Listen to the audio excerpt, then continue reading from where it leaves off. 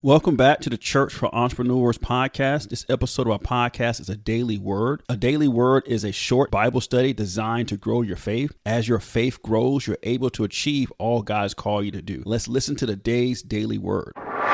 This morning, I'm discussing patience is the missing ingredient to manifestation. To set this up, let's begin with James 1 verses 2 through 4. It says, "My brethren, count it all joy when you fall into diverse temptations, knowing this, that the trying of your faith worketh patience. But let patience have her perfect work, that ye may be perfect and entire, wanting nothing." When I've read this scripture in the past before, what really jumped out at me was the idea of trying of your faith work is patience. And then in verse 4, it talks about how that when patience have a perfect work, you're made perfect and entire, wanting nothing. So it sets up this ideal that if you have patience, you're perfect. That means you're complete, you're entire, you have no lack of anything. So looking at this scripture in James, it shows that patience is really critical to our success. Hebrews 6:12 says that ye be not slothful, but followers of them who through faith and patience inherit the promises. So we see here that if you have two things, if you have faith and patience, you inherit the promises.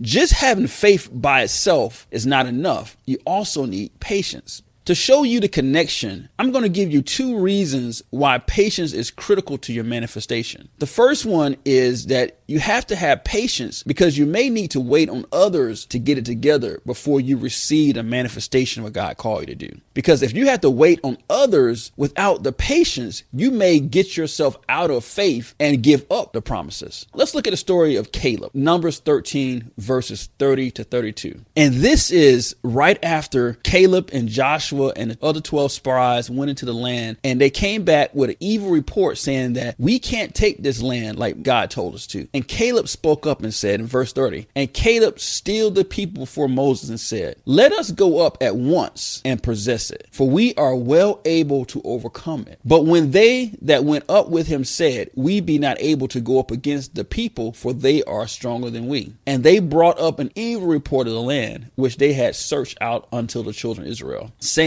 the land through which we have gone to search it is a land that eateth up the inhabitants thereof, and all the people that we saw in it are men of great stature." So you see that Caleb is saying, let's go do it. We can take this place. But everybody else besides Joshua is saying, no, we can't do it. And because the people said they couldn't do it, God got really upset. Deuteronomy 1 verses 34 through 40 reads, "And the Lord heard the voice of your words and was wroth and swearing, saying, surely there shall not one of these men, this evil generation, see that good land, which I swear to give unto your fathers, save Caleb, the son of Jephunneh. He shall see it, and to him I will give the land that he has trodden upon, and to his children, because he has wholly followed the Lord. Also the Lord was angry with me for your sake, saying that thou also shalt not go up thither. But Joshua the son of Nun, which standeth before thee, he shall go up thither. Encourage him, for he shall cause Israel to inherit it. Moreover, your little ones, which you said shall be prey, and your children, which in that day had no knowledge of good and evil, they shall go up thither, and unto them will I give it, and they shall possess it. But as for you, turn you and take your journey into the wilderness by the way of the Red Sea." So we see that Moses is saying that God is really upset with Israelites for saying they can't take over the land. So everybody except for Caleb and Joshua, who are 20 years and older, they're going to die in the wilderness. So which means that they had to turn around from the promised land and go back into the wilderness and wait until that generation died out before they could take over the land. Even though Caleb was in faith for the land, because everybody around him was disobedient, he had to wait an additional 40 years in order for him to get his possession. So he had faith, but now he needs patience. He has to wait it out because his blessing depends on other people getting it right. And because other people didn't get it right, he has to wait 40 years, even though he is in faith. So his patience has to kick in. Let's look at Joshua 14, 6 through 13. It says, "Then the children of Judah came unto Joshua in Gilgad, and Caleb the son of Jephunneh the Kenizzite, and said unto him, Thou knowest the thing that the Lord said unto Moses, the man of God, concerning me and thee in Kadesh Barnea. 40 years old was I when Moses the servant of the Lord sent me to Kadesh Barnea to spy out the land, and I brought him word again as it was in my heart. Nevertheless, my brethren that went up with me made the heart of the people melt. But I wholly followed the Lord thy God. And Moses sware unto that day, saying, Surely the land where thy feet have trodden shall be thine inheritance, and thy children's forever, because thou hast wholly followed the Lord my God. And now behold, the Lord has kept me alive, as he said, these 45 years, even since the Lord spake this word to Moses, while the children of Israel wandered in the wilderness. And now, lo, I am this day 85 years old. As yet I am as strong this day as I was in the day that Moses sent me. As my strength was then, even so is my strength now, for war, both to go up and to come out. Now, therefore, give me this mountain, whereof the Lord spaketh in that day. For thou hearest in that day how the Anakims were there, and that the cities were great and fenced. If so be the Lord will be with me, then I shall be able to drive them out, as the Lord said. And Joshua blessed him, and gave unto Caleb the son of Jephunneh Hebron for an inheritance.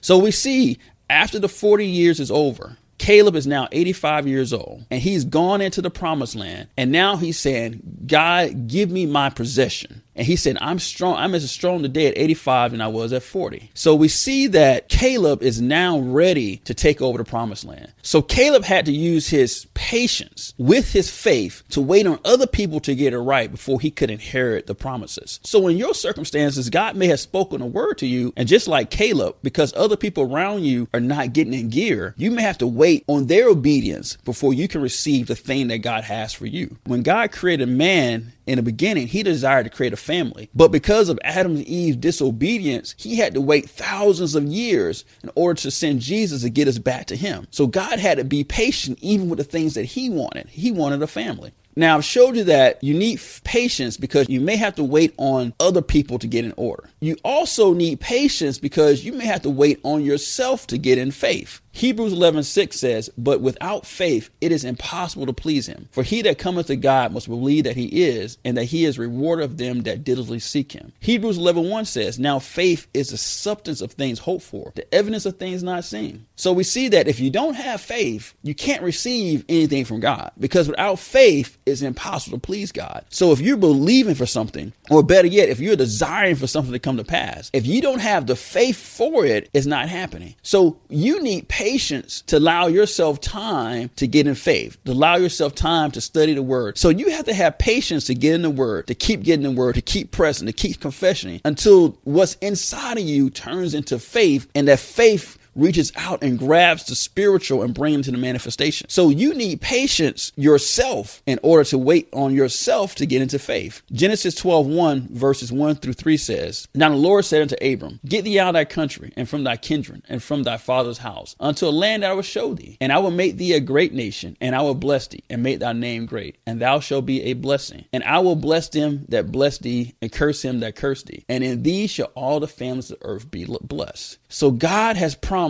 Abraham that he's going to be a huge people, a big family. But at this point, Abraham had no kids. Genesis 21:5 says, and Abraham was 100 years old when his son Isaac was born unto him. So Genesis 12, you will be a great and mighty nation, a big country, a big family. Then at 100 in Genesis 21, he finally has the son of promise. So there's a lot of years between when God said it and when Abraham received it. The reason there was a lot of years because it took that long for Abraham to get in faith. Between the period when God said that originally, a couple things happened, right? He went to Egypt twice and lied about who Sarah was. His wife said it was his sister. Sarah tried to help God out by having Abraham commit adultery and sleep with her servant Hagar, and they had a son named Ishmael. And it was 13 years later after he had Ishmael that God even spoke to him again.